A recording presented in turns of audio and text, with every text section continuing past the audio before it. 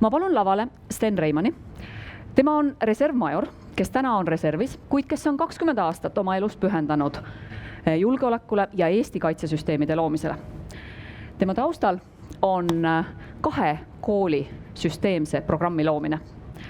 Tema teadmised juhtimisalase tuleviku osas tulevad nii Briti koolkonnalt kui Ameerika koolkonnalt. Tema slaidid on teiega jagamiseks hiljem e-keskkonnas. Tema slaididel võib olla nii eestikeelsed kui ingliskeelsed terminoloogiat, seda just selleks, et autentne info püsiks meie ühises inforuumis. Olge head, Sten, sõnajärg sulle. Aitäh. Tervist kõigile. Tseremoonia on läbi, nüüd saab tööle hakata. Ma endast palju ei räägi. Liisa Margitile, et selline Soome haridustausta mul ikkagi ka veel, et ma olen lõpetanud sõjakooli Soome riigikaitse kõrgkoolis, nii et kogu minu 4-aastane keskkooli-järgne programm tuleb hoopis Soomest ja pärast siis Briti ja USA kolleegidelt juurde. Minu mõttevahetus juhtimisalastest väljakutsetest lõpeb teiepoolse sooritusega. Nii et töötame siis koos ja vaatame siis nendele väljakutsetele otsa. See suur kogemus, mis mind isiklikult on väga palju inspireerinud, on 90-ndate algusest. Ja 90-ndate alguses juhtus niimoodi, et meil ei olnud oma riiklikku sõjakooli. Mina lõpetasin Tallinna 21. keskkooli aastal 92 ja see periood oli selline suht segane ühiskonnakorralduse mõttes, hariduse mõttes ja soomlased tegid ettepaneku, et nad võtavad vastu 10 eestlast Soome riigikaitse kõrgkooli. Selleks tuli ennem läbida ajateenistus, läbida konkurss ja nii edasi, aga lõpuks kõik õnnestus. Ja kui me tagasi tulime, siis Eesti julgeolekusüsteemis oli väga palju erineva haridusliku, kogemusliku, elukogemusliku, erinevate väärtustega inimesi ja pigem oli nagu küsimus, et kuhu suunda Eesti kaitsevägi kallutada. Ja meil oli väga palju inimesi, kes olid Nõukogude Liidu sõjakoolidest tulnud, teeninud kogu nende elu Nõukogude Liidu armees, millest Eesti Vabariigi kodanikud ei tahtnud mitte midagi kuulda. Meil oli ohvitseri, kes olid õppinud Soomes, Rootsis, Ameerika Ühendriikides ja tegelikult see suund, kuhu me nagu oma julgeolekukorralduse liigutame, ei olnud nagu absoluutselt nagu selge. Siis küsimus nagu laias või sellises strateegilises plaanis oli see, et mida teha. Ja tollane kaitseväe juhataja kindral Kert andis korralduse, et looge sõjakool. Ja 97. aasta suvel me hakkasime seda tegema juulikuus ja üsna nagu esimeste nädalate jooksul, kui me olime andnud nagu hinnangu sellele olukorrale, et mis on vaja siis teha, alates eelarve, õppekavad, kompetentsikirjeldused, mis on siis selle haridusasutuse väljund, õppetöö korraldus, õppejõud, kogu administreerimine, kogu logistika ja ütlesime, et me võtame selle väljakutse vastu ja me hakkame seda tegema ja et 98. aasta septembrist võiks kooliga alustada. Tollane kaitseväe peastaabi ülem Hans Laaneots ütles, et ei, et 97. aasta septembrist. Ja et kui me ütlesime, et ära kindral, et see ei ole nagu päris reaalne tegevus, et 2 kuuga alustada uue õppekavaga, et tegelikult kogu kooli loomisega nagu nullist. Ja vastus oli see, et kui te seda ei tee, siis me vahetame teid välja, siis teeb keegi teenesti. Ja niimoodi me alustasime ja elasime siis 5 aastat sisuliselt oma kabinetis ja meie õpilased küsisid meie käest, et huvitav, et kas sel Reimanil on kodus mingisugused probleemid, et ta magab kogu aeg koolis, kabinetis, laua all. aga tegelikult kõik õppetööst vaba aeg, siis nii-öelda ööd ja need väga lühikesed koolivaheajad ja pühad olid siis see aeg, kui me saime tegeleda kõikide administratiivsete küsimuste õppetundide ettevalmistamisega. Aga õnneks meil oli väga palju abilisi ja Tartu Ülikool sotsiaalhumanitaarteaduste poolt ja Tehnikaülikool loodus-täppisteaduste ainete poolt tegelikult katsid meil väga palju olulisi kompetentse ja väga palju inimesi, kes sai kaasatud, olid abiks selle kooli loomisel. Nüüd kõige olulisem mõte selle kooli loomisel oli tegelikult uue reaalsuse kujundamine. Ehk et nendes suurtes vaidlustes, kuhu Eesti Kaitsevägi liigub, siis tegelikult meile, noortele ohvitseridele, mina olin siis aastal 1997, siis 23 aastane, oli küsimus selles, et milliseks kujuneb Eesti Kaitsevägi, milliseks kujuneb Eesti julgeolekumudel.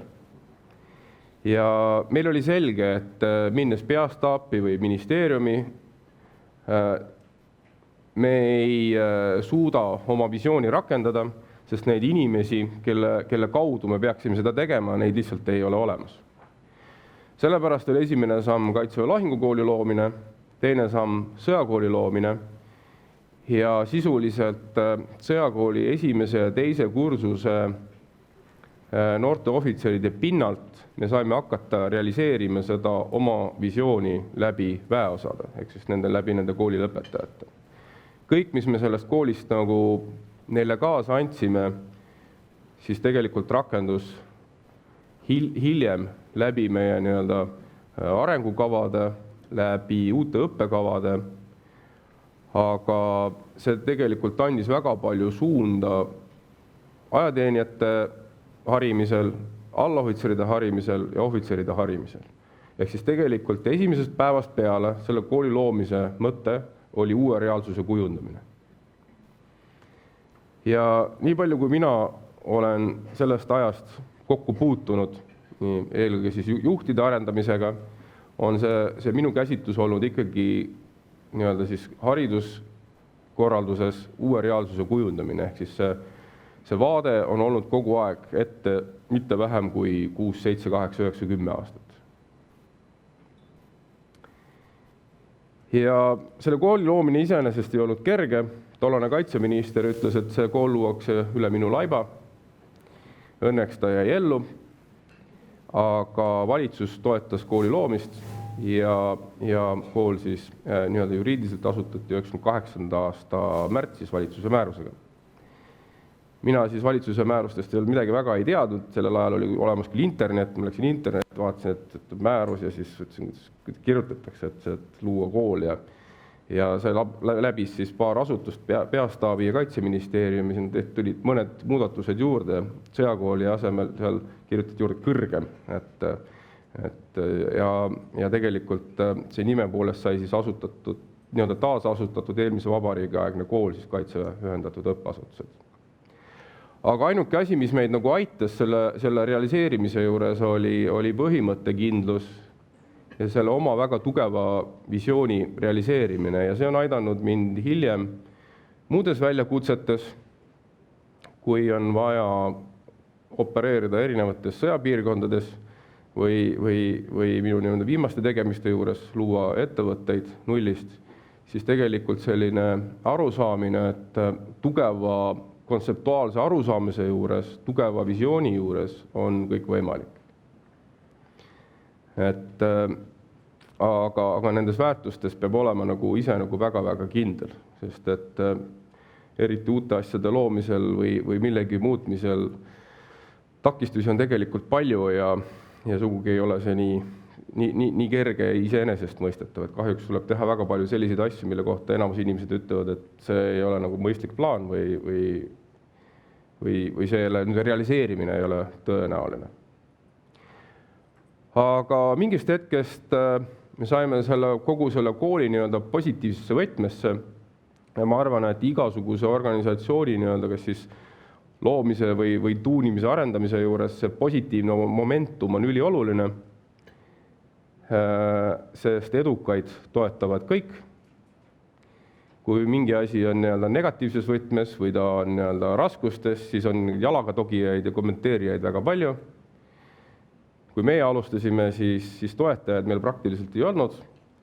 Kui me renoveerisime Tartus endise EPA peahoone, Tartus Riia 12 ja tollel ajal oli see üks suuremaid investeeringuid Kaitseväes, hoone renoveerimine, siis igasuguseid nii-öelda neid kommentaatoreid ukse taga oli väga palju, kes soovisid siis tööle tulla ja olla osaliselt selles edukas protsessis. Siis meil oli võimalus juba inimesi valida.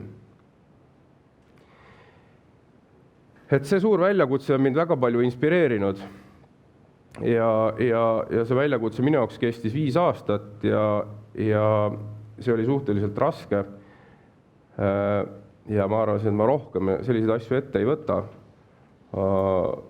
Küll hiljem sai tegeletud 5 aastat EBS-i Executive MBA programmi loomise ja siis juba ettevõtete juhtide ja omanike nii-öelda siis järeleaitamisega, aga see oli oluliselt kergem ülesanne, sest seal olid juba siis 10-15 aastase kogemusega juhid. Nüüd see eelnev kogemus teoorias viib meid järgmise küsimuse juurde.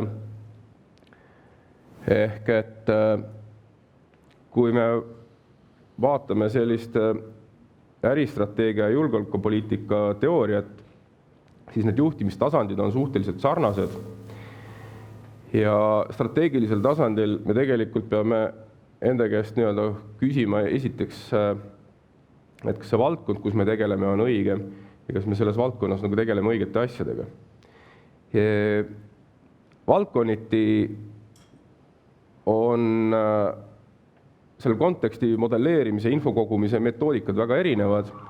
Üldine selline äristrateegia ja julgeolekustrateegia on 2 valdkonda, kuhu panustatakse selle teooria loomisse ja praktiseerimisse suhteliselt palju. Sellepärast ka sellised avaliku sektori juhtimise teooriad tulenevad väga palju, kas siis julgeolekusektorist või ärist ehk siis erasektorist. Aga juhtimistasandite poolest on need käsitlused väga sarnased ja nagu sõjalises strateegias küsitakse, et do the right thing ehk siis tee kõigepealt õiget asja, järgmiseks tee asju õigesti ja kolmandaks tuleks neid teha ka efektiivselt. Kui nüüd metoodiliselt läheneda kuidagi teises järjekorras, siis tulemuseks võib olla lihtsalt, et tehakse asju väga efektiivselt ja tehakse asju õigesti, aga tehakse põhimõtteliselt valet asja. Ja sellepärast igasuguste nii-öelda strateegiate koostamisel tegemist on pigem siis nii-öelda strateegia protsessiga, mitte niivõrd dokumendiga ja siis nagu armees öeldakse, et kirsa ei ole ainult kõndimiseks. Aga nende juhtimistasandite juures on üks oluline moment, et kui me räägime strateegiast, siis strateegia tegelikult ei ole strateegilisest mõtlemisest või sellest, kas me teeme õiget asja, ei ole pääsu ka mitte väiksematel asutustel. Et kui me võtame näiteks Eesti ettevõtlussektori, kus ettevõtted enamasti on pigem väiksemad kui suured, siis äriline küsimus, kas me oleme õiges äris, kas me teeme selles äris õiget asja, sellest ei ole nagu kellelgi nagu pääsu. Et sellepärast ka meie väikeses Eestis sellisest strateegilisest mõtlemisest kuskil pääsu ei ole.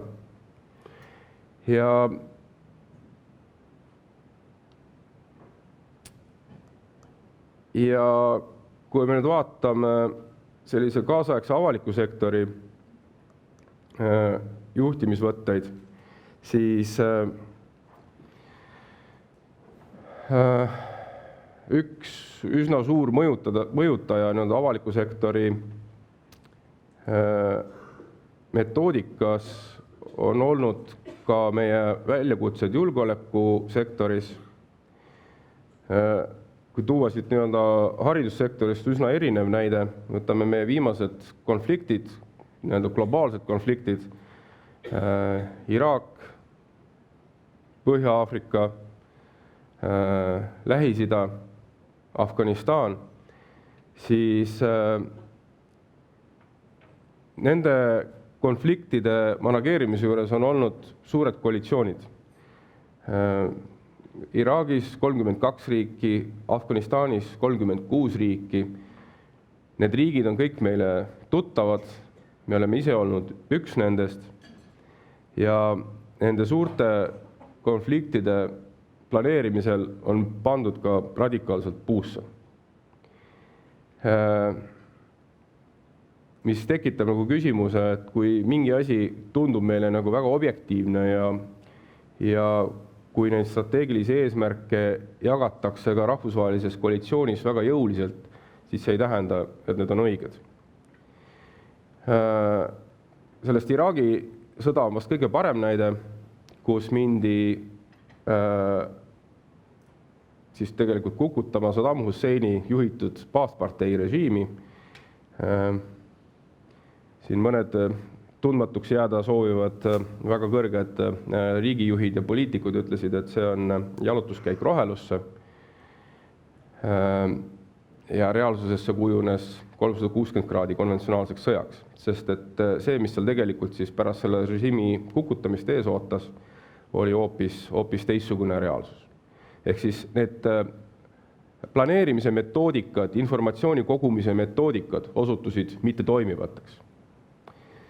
Ja sellest ajast peale reformiti väga palju luureasutusi, kes olid vastutavad info kogumise, info esitamise eest.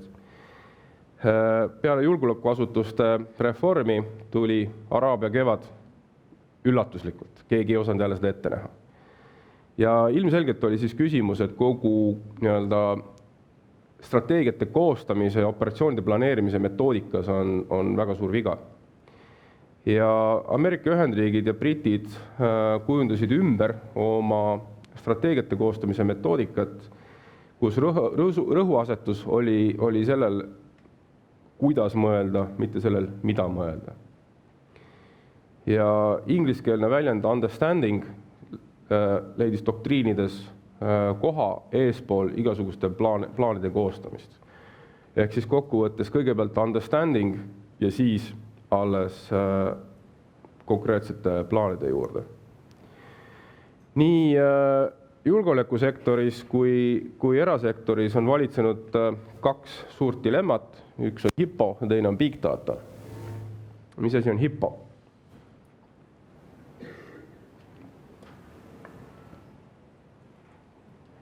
HIPPO on Highest Paid Person's Opinion ja Big Data on Management Revolution.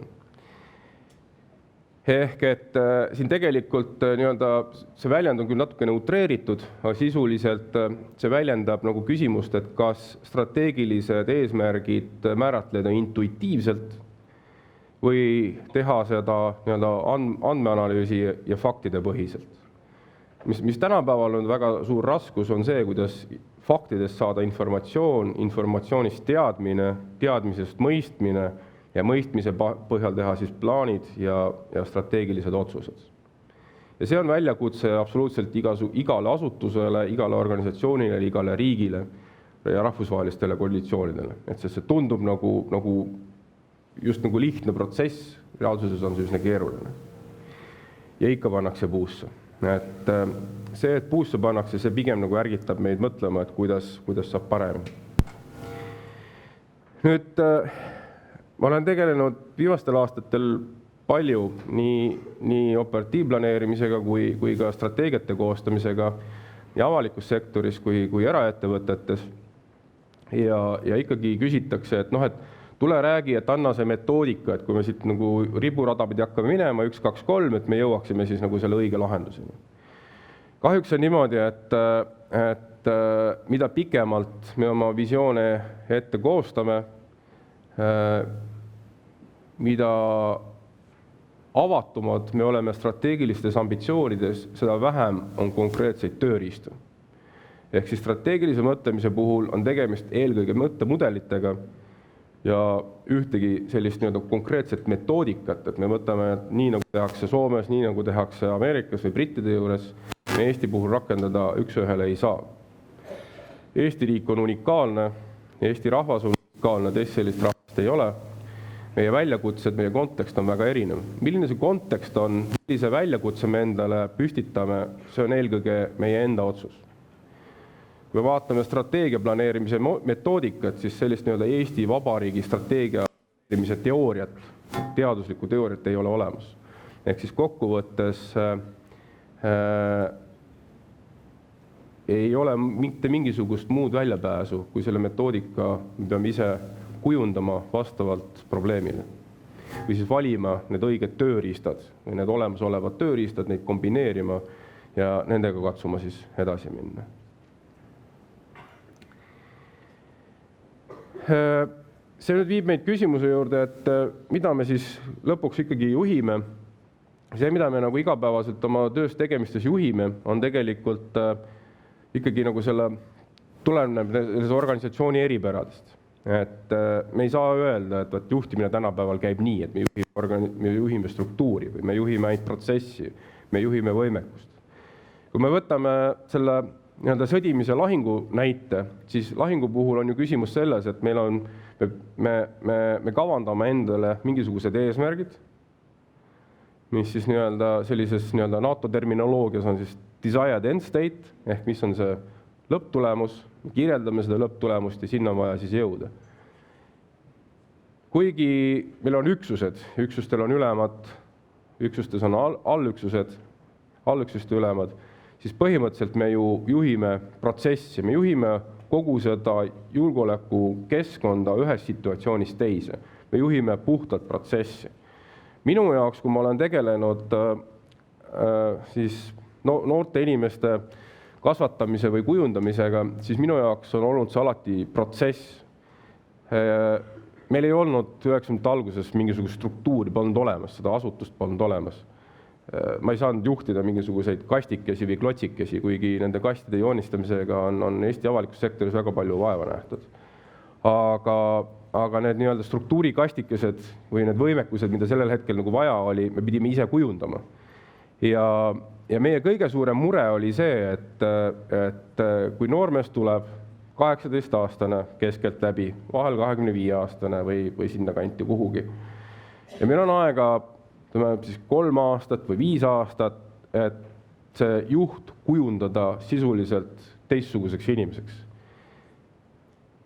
Nii et tema motivatsioon on tema sees, seda me muuta ei saa. Inimene oma olemuselt isikuomadustelt on selline nagu on, seda me muuta ei saa. Aga kõikide läbi nende teadmiste, oskuste, hoiakute, väärtuste me peame kujundama ta selliseks, et 3 aasta pärast ta läheb rivi ette ja ta on suuteline juhtima ise üksust ja seda välja koolitama. See väljakutse on olnud kõige suurem. Ehk mina olen seda käsitlenud alati ikkagi sellise protsessi juhtimisena. Ja tegelikult, kui me võtame ükskõik mingisuguse eraettevõtte, siis ka teenuse, toote kujundamine alates sellest selle toote teenuse arendusest kuni lõpuks müügi või kliendihalduse viimase etapini välja on ikkagi pigem protsess, mitte niivõrd konkreetse ettevõtte juhtimine. Ehk et see peaks ärgitama meid nüüd küsima, et mida me tegelikult juhime, et mis asjad olemuslikult on need, mida me juhime. Ja meie Eesti avalikus sektoris on väga palju arengukavasid, strateegiat, mida me tegelikult ju ei saa juhtida käsukorras läbi hierarhia, vaid me tegelikult vaatame strateegiat kui pikka protsessi alates selle loomisest, lõpetades selle realiseerimise, tagasisisestamiseni ja siis sealt vigade paranduse ja uue strateegiani välja.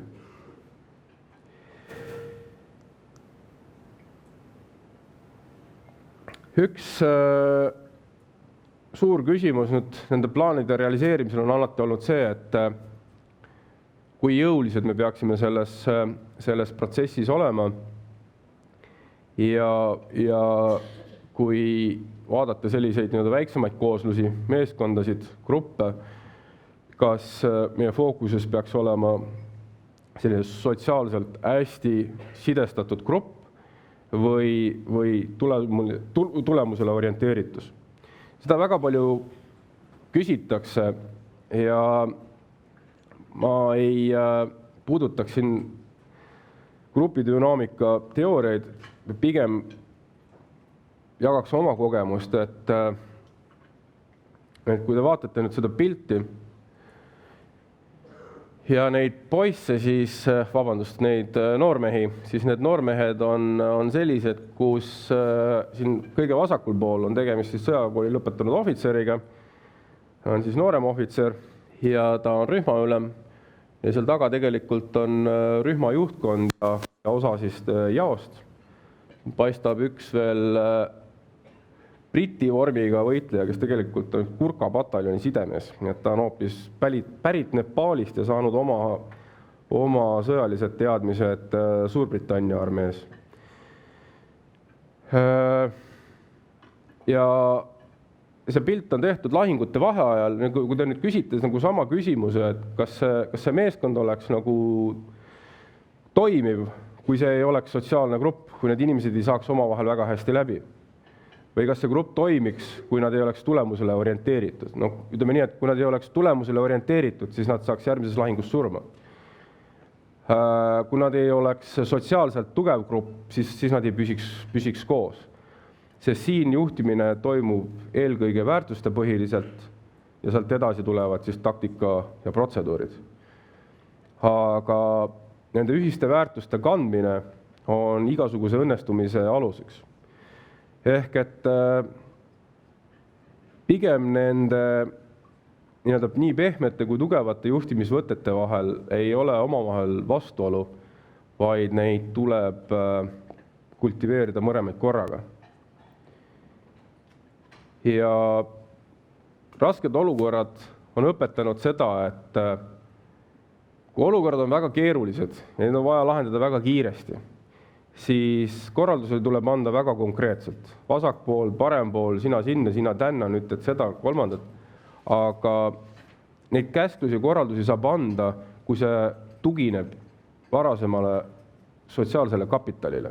Ehk siis tegelikult see taustaküsimus on see, et mis on see sotsiaalse juhi sotsiaalne kapital, et ta neid korraldusi anda saaks. Ja seda kapitali tegelikult on vaja luua varem pikema aja jooksul. Sellisel juhul on võimalik rasketes olukordades ka kasutada tugevamaid juhtimisvõtteid.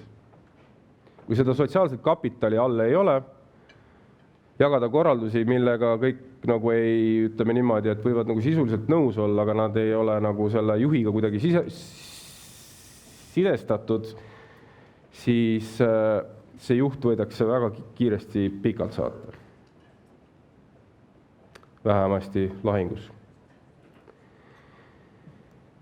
Ja kui me läheme siit natuke veel keerulisemasse olukorda, siis on nagu palju küsitud, et tule räägime nagu motivatsioonist ja et kuidas peaks juhte motiveerima ja kuidas peaks struktuuriüksuste juhte motiveerima, siis ma ei ole seda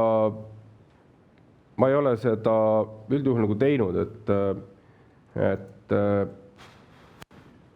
minu jaoks juht motiveerib ennast ise, et kui on motivatsioon, siis juhid ja kui ei ole motivatsiooni, siis ei juhi. Mina hommikul vaatan peeglisse ja siis olen motiveeritud. Et keegi teine ei saa nagu juhti motiveerida, see ei ole nagu, ma ei kujuta ette, kuidas see käib.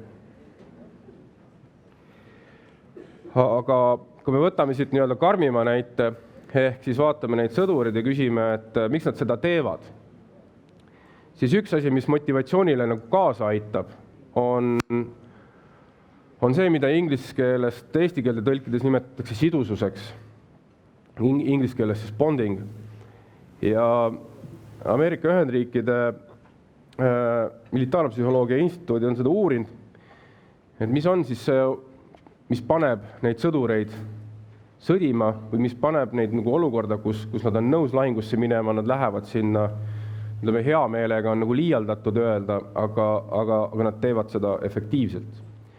Ja see põhjus tegelikult on selle meeskonna vaheline sidusus, ehk inimeste vaheline sidusus nii horisontaalselt meeskonnas kui ka tegelikult vertikaalselt, et siis meeskonna liikmete ja nende juhi omavaheline sidusus. See kandub üle organisatsiooni sidususeks ja ja see võib olla ka siis nii-öelda institutsionaalne sidusus. Ehk siis mille pärast armees on väga palju traditsioone, neid igasuguseid kulinaid ja kõlinaid ja medaleid ja auastmeid ja kõike muud sellist butafooriat sinna juurde, siis see butafooria ja tseremoniaalsus tegelikult tekitab sellist organisatsiooni sidusust ja usku sellesse organisatsiooni, et seal ei pruugi olla tihti tegemist kellegi isikliku sooritusega, et neid nii-öelda medaleid ja auastmeid jagatakse teinekord nii, kuidas Jumal juhatab. Aga nende nii-öelda jagamisel võib olla hoopis teine mõte, mis on seotud eelkõige selle organisatsiooni sidususega laiemalt.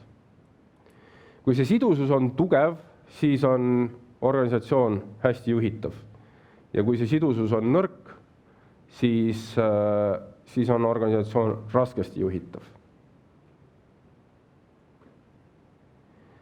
Ja see tegelikult, see organisatsiooni tugev sidusus, see kandub üle juba selliseks, mille kohta me ütleme organisatsiooni kultuur.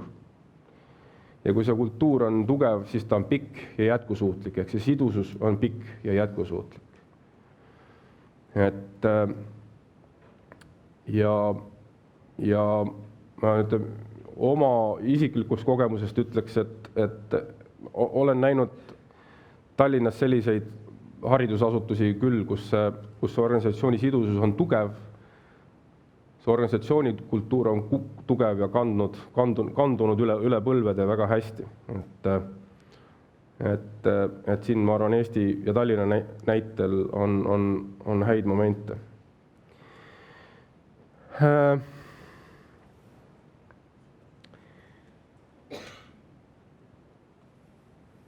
See organisatsiooni sidusus tegelikult viib meid nagu nüüd puht sellises organisatsiooniteoorias nagu järgmisele küsimusele ehk sama küsimus, mida puudutas ka Andres Pajula, individuaalne teadmine, grupi teadmine ja organisatsiooni teadmine.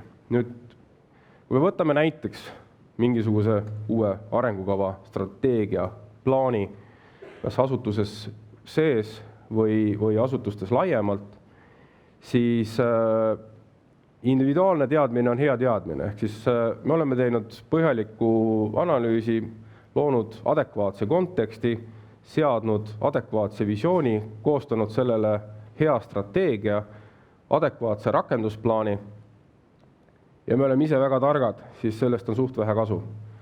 Ehk et see strateegia saab rakenduda siis, kui see teadmine on kollektiivne. Ja see annab meile sellise kollektiivse jõu, kollektiivse efekti. Et sellest on maailmas väga palju näiteid. Kui te tahate selliseid nii-öelda juhtimispraktikaid ise vaadata, uurida, siis üks väga hea näide, mis mulle endale väga meeldib, on meie globaalsest majanduskriisist 2008, 9, 10 aastast on suure hotelliketi Four Seasonsi juhtimine. Selle asutaja looja on Isadora Sharp. Ja Isadora Sharp on sellises maailma juhtimiskommuunis väga tunnustatud praktik. Annab loenguid ja kui te isegi ka YouTube'i trükite tema nime sisse, siis sealt saab väga häid käsitlusi, kuidas tema on näinud, kuidas seda kollektiivset ambitsiooni rakendada. Ja see põhjus just tuleneb sellest, et hetkel, kui ettevõte oli pankrotti minemas, oli neil 34 000 töötajat. Nad majanduskriisis proovisid igasuguseid trikke, hindade allalaskmine, töötajate vähendamine, aga mis nad ütlesid, mis neil lõpuks toimis, oli siis võimekus luua kollektiivse sellise ambitsiooni tunne kogu hotelliketis üle maakera, kus oli siis 34 000 inimest ja need 34 000 inimest said selle ettevõtte eesmärkidest ja plaanide rakendamisest sarnaselt aru. Ja nad olid nõus selle ambitsiooni vastu võtma.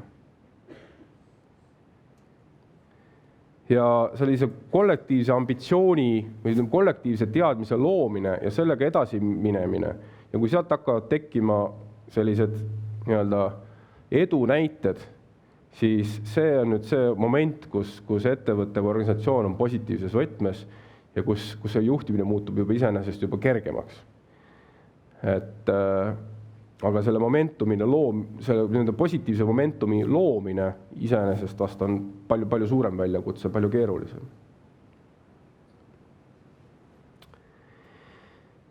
Vot nii.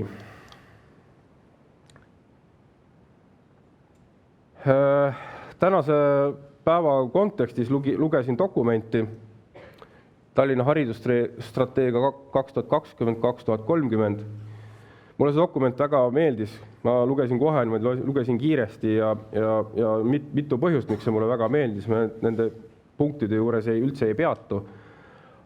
Ja see, kas ta mulle meeldib või mitte, ei oma mitte mingisugust tähtsust. Aga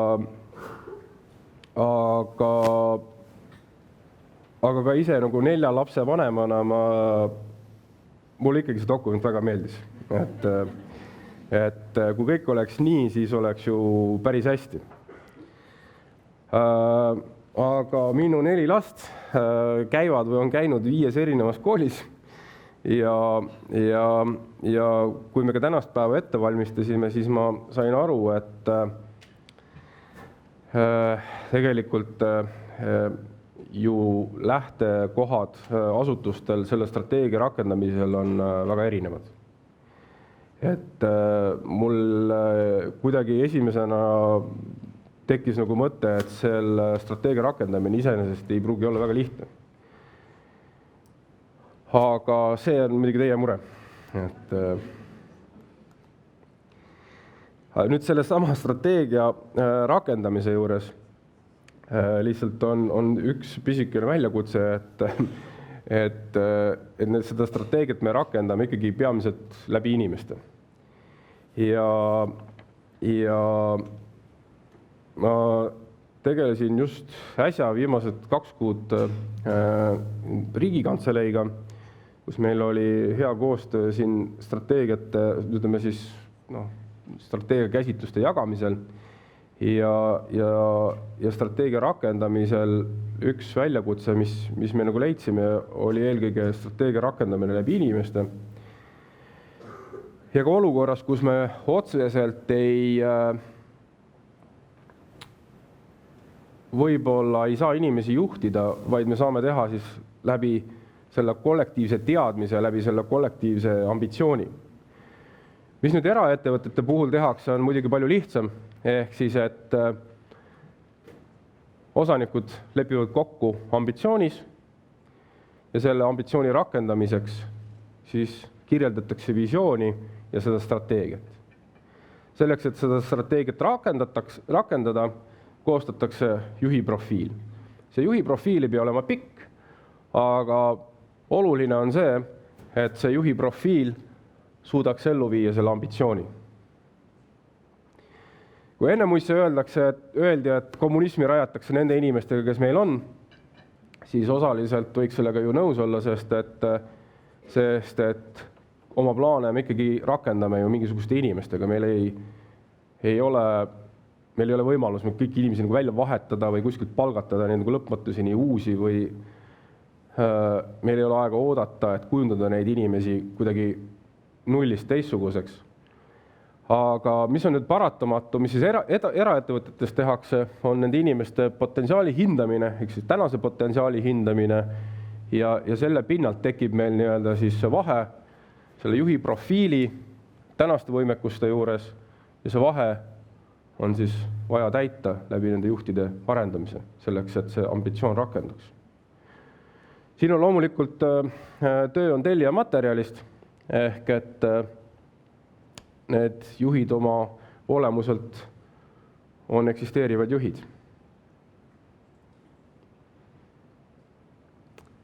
Küll julgeolekuolukorras peab ütlema, et inimeste roteerimine, liigutamine on väga tavaline ja selles ka ei nähta mingisugust probleemi, kui uute plaanide rakendamisel on vaja rakendada uusi inimesi.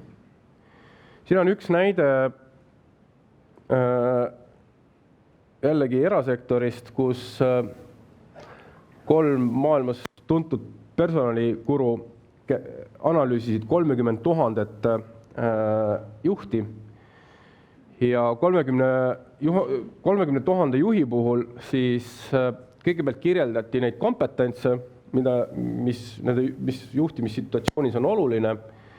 Järgmine asi, mis tehti, oli siis nende juhtide enda võrdlus, ehk siis, et juhid hindasid, millistes valdkondades nad ise on kompetentsed. Teiseks, mis on selline kompetentsi valdkond, mis nendes tegelikult kirge kütab. Ja kolmandaks, millised on need kompetentsid, mis on tegelikult organisatsioonile vajalikud. Ja lihtsalt rehkendades siis sealt tekkis see arusaamine, et need võivad olla erinevad. Et ma üldse ei tahaks peatuda nende kompetentside juures, sest et teie näite puhul, Tallinna haridusasutuste puhul need kompetentsid on täiesti teistsugused. Pigem sellele, et nii tehaksegi, hinnatakse iseennast ja neid kompetentsi, mis on organisatsioonile plaanide rakendamiseks vajalikud ja selle käpi või selle vahe suhtes peab siis mingisuguse positsiooni võtma või mingi tegevuskava. Kas siis inimesi arendama, nad välja vahetama või tegema kuskil mujal siis korrektuuri. Kokkuvõttes, mida me inimese puhul muuta saame, on järgmine küsimus. Ehk siis, et ma ise olen sügavalt nõus sellega, et inimese motivatsiooni muuta on keeruline. Ma ise juhtimises ei ole kunagi sellist käehoidmispoliitikat pooldanud. Võib-olla need väljakutsed on olnud mul natuke teistsugused, ehk ma ei ole kunagi olnud juhina väga hea stabiilsuse hoidja. Ma pigem olen olnud millegi nullist üles ehitaja või olen positsioneerinud ennast sinna, kus on vaja midagi muuta. Ehk siis, nagu ma ütlesin, et juhid peavad iseennast identifitseerimine kõigepealt juhtidena. Et kui inimene iseennast ei identifitseeri olemuselt juhina, siis tegelikult kellelgi teisel seda teha on väga keeruline. See ei tule kuidagi ametijuhendiga või ametikohaga.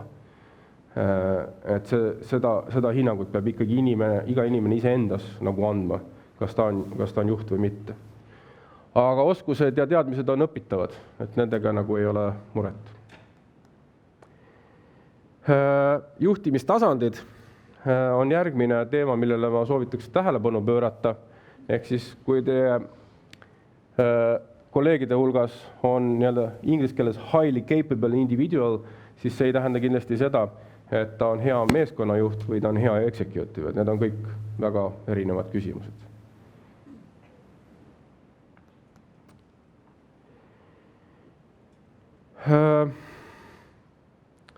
Ehk et siin oleks selline minu lühike ülevaade teemadest, mis tundusid mulle hetkel olulised või mida ma arvasin, et võiks teiega jagada. Kas teil on küsimusi?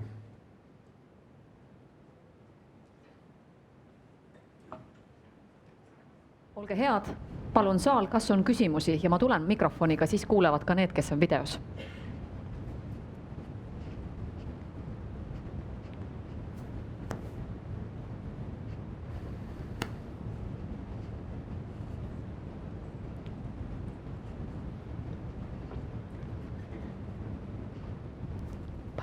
Tere, Pavel Lonov, Tallinna Päägümnaasiumi ajalooõpetaja.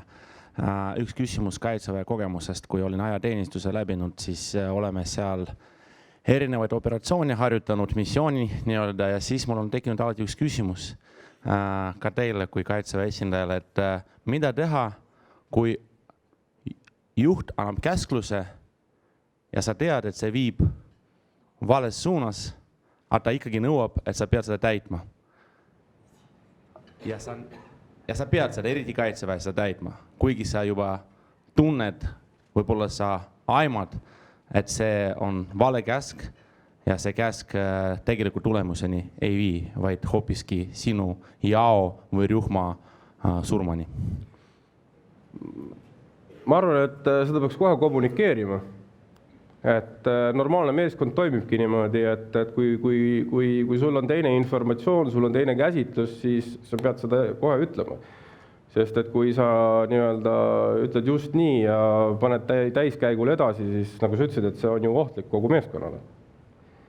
Et sellepärast selline nii-öelda kommunikatsiooniformaat peaks olema paigas ja kui me tuleme selle nii-öelda grupi, meeskonna, organisatsiooni sidususe juurde, siis see sidusus ongi just see, kus on ka usaldus ja usalduse pinnalt on igal ühel julgus ka oma arvamust avaldada. See on üks selline valemüüt, et sellised armeede, meeskondades, gruppides on väga autoritaarne juhtimisstiil. Tegelikult, kui me võtame sellise nii-öelda äärmuslikult hea näite, näiteks eriüksused, siis eriüksused alati komplekteeritakse meeskondade kaupa spetsialistidena 4, 8, 12. Ja selles meeskonnas on kõik oma kompetentsi esindajad. Ja kui mingid ülesanded minnakse täitma, siis küsitakse kõikidelt nendelt erinevatelt spetsialistidelt, mis on sinu seisukoht, et kuidas me selle ülesande lahendame. Ja kui tekib mingi stsenaarium, et saab lahendada nii ja naa, siis millist stsenaariumi keegi toetab, mis puhul ühte stsenaariumit on parem rakendada, teist raskem rakendada ja selle pinnalt tegelikult tehakse see otsus, et mis siis ette võetakse. Ehk et antud juhul sinu näitel tõenäoliselt see sidusus ei olnud väga tugev. Ehk sa ei saanud aru, miks nii tehakse või sul ei olnud võimalus kommunikeerida oma üksuse ülemaga, allüksuse ülemaga, et öelda talle, et stopp, et me läheme nüüd täiesti vales suunas, või eks seal peaks tekkima ikkagi mingisugune infovahetuse formaat.